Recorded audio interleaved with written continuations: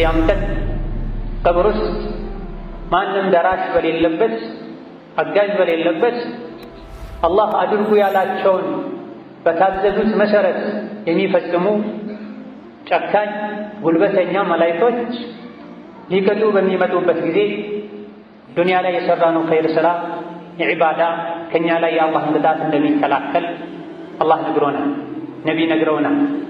ጭንቅላቱ ውስጥ ቁርአን የሌለ ቁርአን ያልሰማ ቁርአን ያልቀራ በአይኑ ቁርአን ያላየ በራሱ በኩል ቅጣት ሊመጣበት ሊከላከልለት የሚችል አይኖርም ማለት ነው። ቁርአን የተከተለ ሰው ቁርአን ይዞት ጀነት ይገባል። ቁርአንን መቅራት ስንተው ቁርአንን ቸላ ስንል መሪያችን ስሜታችን ይሆናል። ቁርአን ካላስከተለን እኛ ቸላ ካልነው የራሱ ጉዳይ ብሎ ትቶን አይሄድም፣ ከኋላ ይከተለናል፣ ይፈልገናል። ቁርአንን አስከትሎ ስሜቱን ተከትሎ የሄደ መጨረሻ ላይ ቁርአን ጀሀነም ላይ በአፍጥሙ ይደፋዋል ተብሏል። አልቁርአኑ ሻሂዱን ለከ አው ዐለይከ። ቁርአን ወይም ይመሰክርልሃል ዱንያ ላይ አምኖብኛል፣ ቀርቶኛል፣ ሰርቶብኛል፣ አክብሮኛል ብሎ መስክሮልህ ጀነት ያስገባሃል። መርቶን ተከተለ ነው ጀነት እንደሚያስገባን የሚያሳይ የነቢ ንግግር። አው ዐለይከ ወይም አንተ ላይ ይመሰክራል ብሏል ነቢ ሰለላሁ ዐለይሂ ወሰለም። ቸላ ካልነው፣ ካላደመጥነው፣ ካልተማርነው፣ ካልወደድነው፣ ካላከበርነው፣ ካልሰራንበት እኛ ላይ ነው የሚፈርደው። ከኋላችን ተከታትሎን ሄዶ መጨረሻ ላይ አላመነብኝም፣ አልሰማኝም፣ አልቀራኝም፣ አልተማረኝም፣ አልወደደኝም፣ ከኔ ሌሎችን አስበልጦ አላስቀድሟል ብሎ አላህ ፊት ተናግሮ ተፈርዶበት ጀሀነም ያስገባል። ቁርአን አቅመ ደካማ የተቸገረ ሚለምን የእኛን ስንቅን ወደ አኼራ የሚያሸጋግረውና ካለን እንደ አቅማችን ልንሰጥ ይገባል።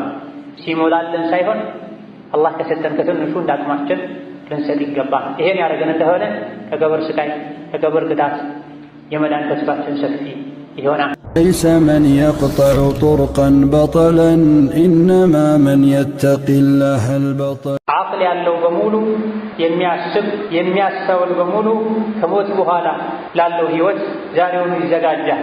አላህ ፊት የሚያዋርደውን የሚያሳፍረውን ነገር በሙሉ ይተዋል። አላህ ተባረከ ወተዓላ እንዲመረው እዝነቱን እንዲለግሰው ምክንያት ይሆናሉ የሚባሉ ነገሮችን ያደርጋል።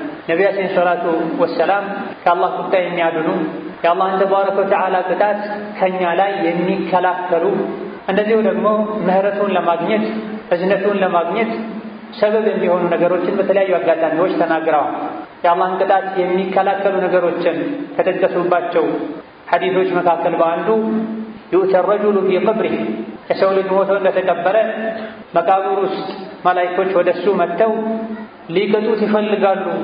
ፈኢዛ ኡትየ ሚን ቂበሊ ረእሲሂ በራሱ በጭንቅላቱ በኩል ለቅጣት ተፈልጎ ወደሱ ሲመጣ ደፈዐትሁ ቲላወቱሁ አልቁርአን ዱንያ ላይ ሲቀራው የነበረው ቁርአን በራሱ በኩል የመጣውን የአላህን ቅጣት ይከላከላል። በራሱ በኩል እንደማይሳካ አውቀው ወደ እጁ ሲሄዱ ደፈዐትሁ ሰደቃ ዱንያ ላይ በእጁ ሰደቃ በመስጠቱ ምክንያት በእጁ በኩል የመጣውን ቅጣት ሰደቃ ይከላከልለታል። በጎንና ጎን በእጁ በኩል እሱን መቅጣት እንደማይቻል ሲያረጋግጡ ወደ እግሩ ይወርዳሉ። ደፈዐሁ መምሻሁ ኢለ ሶላህ በእግሩ በኩል ሊቀጣ ሲፈለግ በእግሩ ወደ መስጅድና ወደ ሶላት መመላለሱ መራመዱ የአላህን ቁጣና ቅጣት ይመልስለታል፣ ይከላከልለታል። ይህ የአላህ ረሕመት የአላህ እዝነት ነው። የቅያም ቀን ቀብር ውስጥ ማንም ደራሽ በሌለበት አጋዥ በሌለበት አላህ አድርጉ ያላቸውን በታዘዙት መሰረት የሚፈጽሙ ጨካኝ ጉልበተኛ መላእክቶች ሊቀጡ በሚመጡበት ጊዜ ዱንያ ላይ የሰራነው ኸይር ስራ የዒባዳ ከኛ ላይ የአላህን ቅጣት እንደሚከላከል አላህ ነግሮናል፣ ነቢ ነግረውናል። ጭንቅላቱ ውስጥ ቁርአን የሌለ ቁርአን ያልሰማ ቁርአን ያልቀራ በአይኑ ቁርአን ያላየ በራሱ በኩል ቅጣት ሊመጣበት ሊከላከልለት የሚችል አይኖርም ማለት ነው። በእጁ በኩል በጎንና ጎን በኩልም ቅጣት ሊመጣበት አላህ ከሰጠው ያልሰጠ የሚከላከልለት የአላህን ቅጣት የሚከላከልለትን ሊያገኝ አይችልም። በእግሩ ወደ መስጂድ ያልሄደ ያልተመላለሰ ለረቡል ዓለሚን ሶላት ውስጥ ሆኖ ያልቆመ በእግሩ በኩል የሚመጣውን ቅጣት ሊከላከልለት የሚችል ማንም ምንም አይኖርም። በረሕመቱ አላህ ተባረከ ወተዓላ አስቀድሞ ቁጣውን የሚያመጡ ነገሮችንም ነግሮናል እንተዋቸው ዘንድ፣ ምህረቱን የሚያስገኙ ነገሮችንም ነግሮናል እንተገብራቸው እናደርጋቸው ዘንድ። የሰው ልጅ የተኛውንም ነገር ቢሰራ ወይም ለሱ ነው ወይም እሱ ላይ ነው የሚሆን። ኸይር ከሰራን ጥቅሙ ለራሳችን ተመዝግቦ ይቀመጣል። የቅያም ቀን ከሞት በኋላ ከጭንቅ ያደነናል። ሸርን የሰራን እንደሆነ ጉዳቱ ክፋቱ ለራሳችን ለአደጋ ያጋልጠናል፣ አኼራችን ያበላሽብናል። መን ዐሚለ ሷሊሐን ፈሊነፍሲህ ወመን አሳአ ፈዐለይሃ ሱመ ኢላ ረቢሂም ዩርጀዑን። መልካምን የሰራ ለራሱ ነው፣ መጥፎን ነገርም የሰራ ራሱ ላይ ነው ጉዳቱ መዘዙ። ከዛም ወደ ጌታችሁ ትመለሳላችሁ ብሏል። ወደ አላህ የምንመለሰው የሥራችን ለማግኘት ነው። ቅንጣትን የምታክል ኸይር የሰራ ዋጋውን አላህ ዘንድ ያገኘዋል። ቅንጣትን የምታክል ብናኝን የምታክል ሸርም የሰራ እንደዚህ በአላህ ዘንድ ዋጋውን ክፍያውን ያገኘዋል። በከንቱ የሚያልፍ የሚረሳ ቸላ የሚባል ነገር አይኖርም አላህ ዘንድ። ማ ሊሃዛል ኪታብ ላ ዩጋዲሩ ሰጊረተን ወላ ከቢረተን ኢላ አሕሳሃ። ይህ መዝገብ ምን ነካው ይላሉ የቅያም ቀን የሰው ልጆች የሰሩትን ሥራ በሙሉ ሰብስቦ የያዘ መዝገብ ፊት ለፊታቸው ሲቀርብላቸው ዱንያ ላይ የሰራኸውን ሥራ በሙሉ ሰብስቦ የያዘውን መዝገብ አንብቢ ሲባሉ ምን ነካው ይሄ መዝገብ? ጥቃቅኖቹን እንኳ አያልፍም አይተውም እንዴ ይላል። ወላ የዝሊሙ ረቡከ አሐዳ፣ አላህ ማንም አይበድልም። የሰራነው ኸይር ሥራ ተሰብስቦ ተደምሮ የቅያም ቀን ሲራጥን ያሻግረናል፣ ጀነት ያስገባናል። የሰራነው መጥፎ ሥራ ተሰብስቦ ተደምሮ ጀሀነም ላይ እንድንወድቅ ያደርገናል። ስለዚህ የሰው ልጅ ኸይር ሲሰራ ወደ ኋላ ሌላ አይገባው። ለኔ ነው ሊል አቅሙን ሁሉ ተጠቅሞ ኸይር ሊሰራ፣ ሸርን ደግሞ ክፋትን፣ ጥፋትን፣ ወንጀልን፣ ግፍን፣ በደልን ዞሮ ዞሮ እኔ ነው የሚጎዳው ብለው ሊርቀው ሊጠነቀቀው ይገባልና ለራሳችን ትኩረት ልንሰጥ፣ ከአላህ ቁጣ የሚያድንን ከአላህ ቅጣት የሚያርቀንን ነገር ልናበዛ ይገባናል። በዚህ ሐዲስ ነቢያችን ሰላቱ ወሰላም ሶስት ከአላህ ቅጣት ከቀብር ስቃይ የሚጠብቁ ነገሮችን ነግረውናል። አንደኛ ቁርአን ማንበብ ነው። ቀብር ውስጥ የሰው ልጅ ሊቀጣ በራሱ በኩል በጭንቅላቱ በኩል ሲመጣ ዱንያ ላይ ይቀራው የነበረው ቁርአን ቅጣቱን ይከላከልለታል። ቁርአን የአላህ ንግግር ነው። ወደ አላህ ተባረከ ወተዓላ መቃረብ የፈለገ ከምንም በላይ ወደ አላህ መቃረብ የሚችለው ከሱ የመጣውን ቁርአንን በማንበብ ነው። ቁርአን ስንቀራ ልባችን ይረጋጋል። የዱንያን ጠፊነት እናውቃለን፣ ለአኼራ እንጓጓለን። የአላህን ተባረከ ወተዓላ ሀያልነት፣ የእሱን ሙሉነት፣ የእኛን ደካማነት ከጃይነት የሚገባ ያስተምረናል። ኢነ ሀዘል ቁርአነ የህዲ ሊለቲ ሂየ አቅወም። የአዱንያም ይሁን የአኼራ ህይወት የሚስተካከለው በቁርአን ሲመራ ነው። በየጊዜው ቁርአን እየቀራን እንደሆነ በእያንዳንዱ ፊደል 10 ሐሰናትን እናገኛለን። አሳምረን አስተካክለን ንያችን ተስተካክሎ የቀራነው እንደሆነ እስከ 700 አጅር ይገኛል። በአንዱ ፊደል ብቻ ማለት አሊፍ ላም ሚም አንድ ቃል ነው፣ አንድ ፊደል ነው አልልም። አሊፍ ለብቻው አንድ ፊደል ነው፣ ላም ለብቻው አንድ ፊደል ነው፣ ሚም ለብቻው አንድ ፊደል ነው ብሏል ነብዩ ሰለላሁ ዐለይሂ ወሰለም። ሌት ተቀን ቁርአን ልንቀራ፣ ልንሰማ፣ ልናደምጥ፣ ትርጉሙን ልንማር፣ ልናስተነትነው፣ ህይወታችን ላይ ቁርአንን ተግባራዊ ልናደርገው፣ መሪያችን ልናደርግ ይገባል። ቁርአንን ዘውትር ስንቀራው ሙሉ ያደርገናል፣ ያስተካክለናል፣ ይመራናል፣ ያስከትለናል። ቁርአን የተከተለ ሰው ቁርአን ይዞት ጀነት ይገባል። ቁርአንን መቅራት ስንተው፣ ቁርአንን ቸላ ስንል መሪያችን ስሜታችን ይሆናል። ቁርአን ካላስከተለን እኛ ቸላ ካልነው የራሱ ጉዳይ ብሎ ትቶን አይሄድም፣ ከኋላ ይከተለናል፣ ይፈልገናል። ቁርአንን አስከትሎ ስሜቱን ተከትሎ የሄደ መጨረሻ ላይ ቁርአን ጀሀነም ላይ በአፍጥሙ ይደፋዋል ተብሏል። አልቁርአኑ ሻሂዱን ለከ አው ዐለይከ። ቁርአን ወይም ይመሰክርልሃል፣ ዱንያ ላይ አምኖብኛል፣ ቀርቶኛል፣ ሰርቶብኛል፣ አክብሮኛል ብሎ መስክሮልህ ጀነት ያስገባሃል። መርቶን ተከተለ ነው ጀነት እንደሚያስገባን የሚያሳይ የነቢ ንግግር።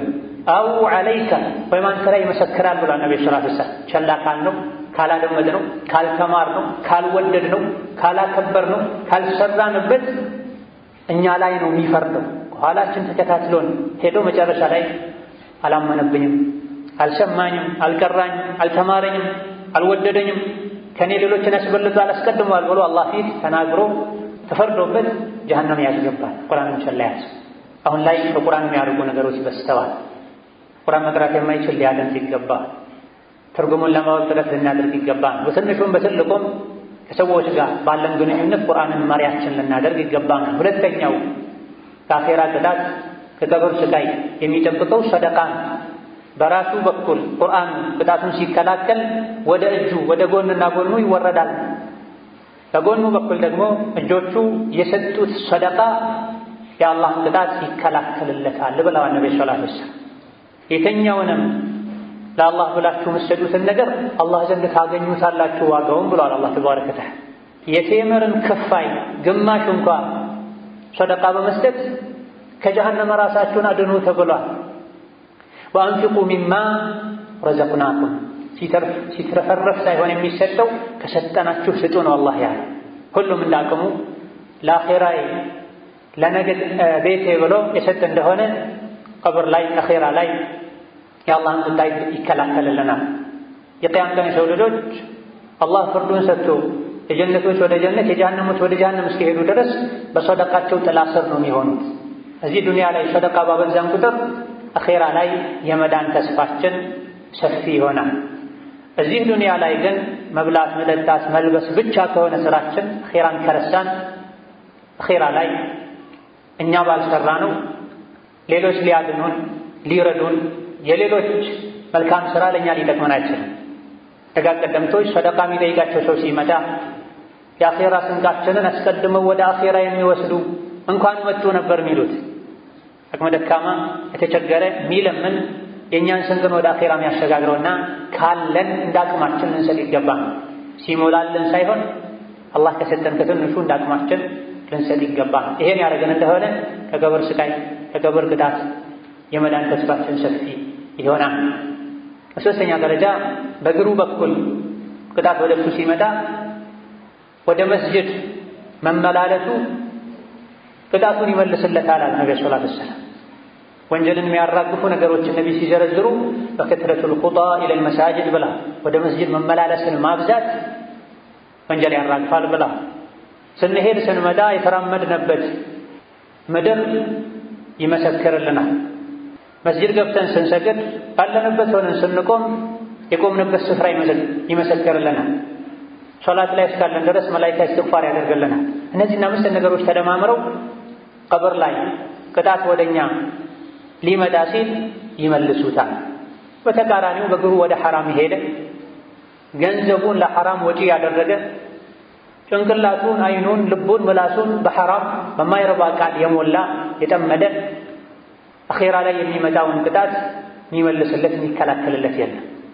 ጎረቤት ቢጥሩ እዘኑልኝ ቢሉ አንዴ ቅጣት ተፈርዶበት መላኢካ ቅጣ የተባለ እንደሆነ ማንም ሊያዝንለት የአላህን ቅጣት ሊከላከልለት አይችልም። እና እዚሁ ዱንያ ላይ የአላህን ቅጣት ከራሳችን የምናርቅበትን ኸይር ስራ ልንሰራ ልንበረታ ይገባል። ባረከላሁ ሊ ወለኩም ፊል ዐዚም ወነፈዐኒ ወኢያኩም ቢማ ፊሂ ሚነል አያቲ ወዚክሪል ሐኪም አቁሉ ማ ተስመዑን ወአስተግፊሩላህ ሊ ወለኩም ወሊሳኢሪል ሙስሊሚን ሚን ኩሊ ዘንቢን ወኸጢአ ፈስተግፊሩሁ ኢነሁ ሁወል ገፉሩር ረሒም። الحمد لله على إحسانه والشكر له على توفيقه وامتنانه وأشهد أن لا إله إلا الله وحده لا شريك له تعظيما لشانه وأشهد أن محمدا عبده ورسوله الداعي إلى رضوانه صلى الله عليه وعلى آله وأصحابه وإخوانه وأتباعه وسلم تسليما كثيرا. أما بعد، يا الله تبارك وتعالى مهرت أزنة كم ياسجن نقروش مالانده سلامتان ما ساقات نقذرن ما سامرن صحيح بهونه كنبي بتنقر حديث إن موجبات المغفرة بذل السلام وحسن الكلام بلا.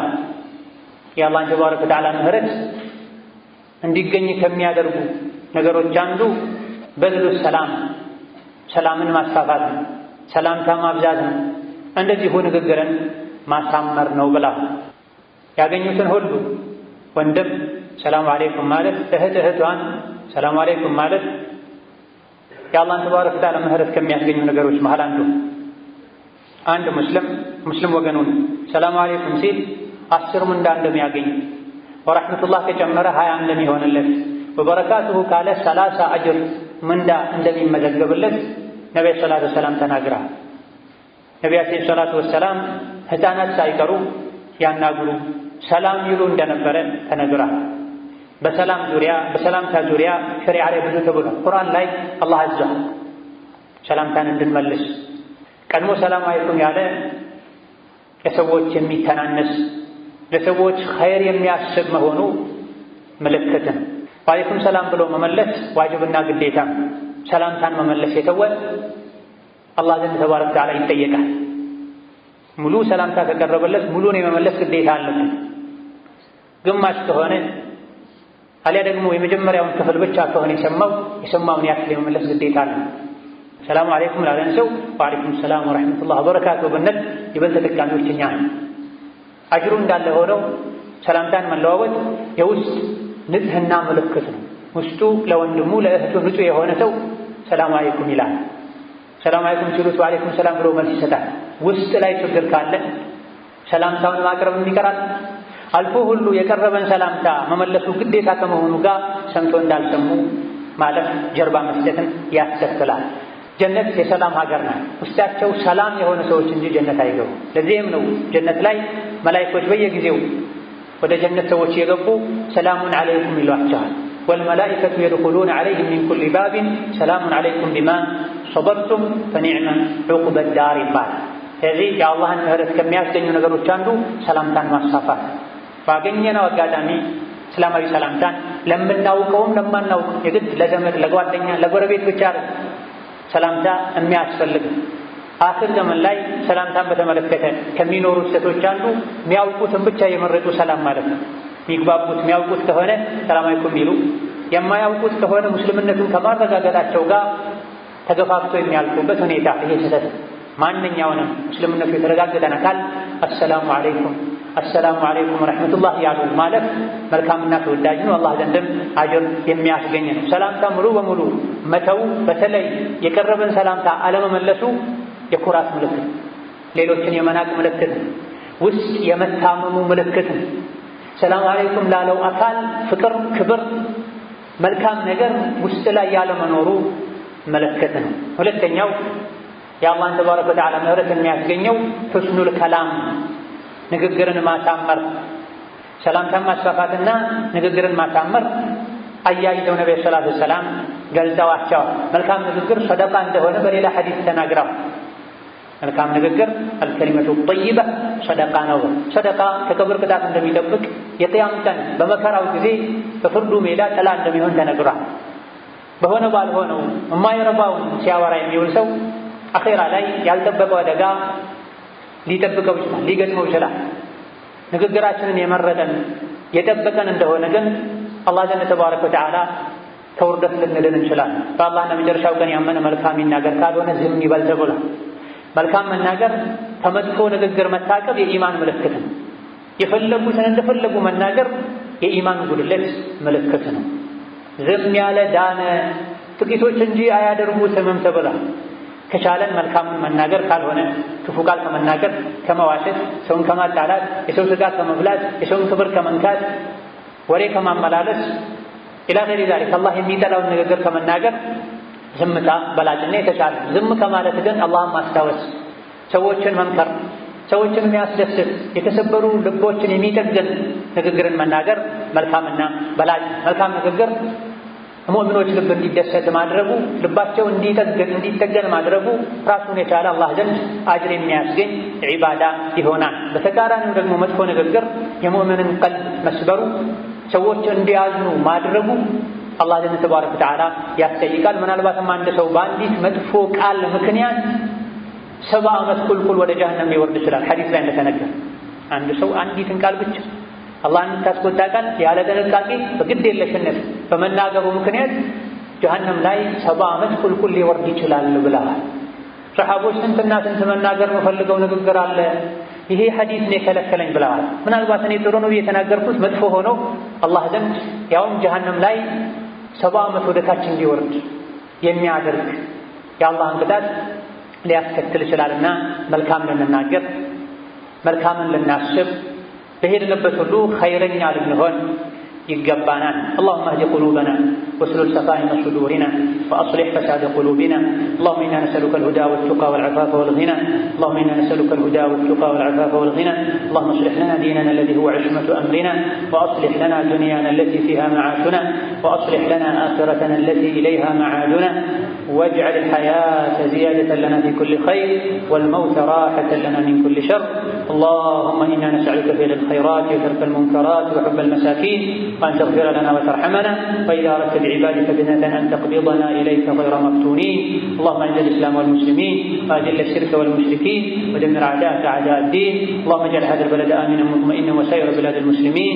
اللهم آمنا في أوطاننا، اللهم آمنا في أوطاننا، اللهم آمنا في أوطاننا. اللهم من أراد للعباد والبلاد خيرا فأعنه، ومن أراد بالبلاد والبلاد شرا فاخذله برحمتك يا أرحم الراحمين.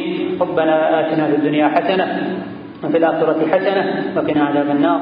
وصلى الله على نبينا محمد وعلى آله وصحبه أجمعين.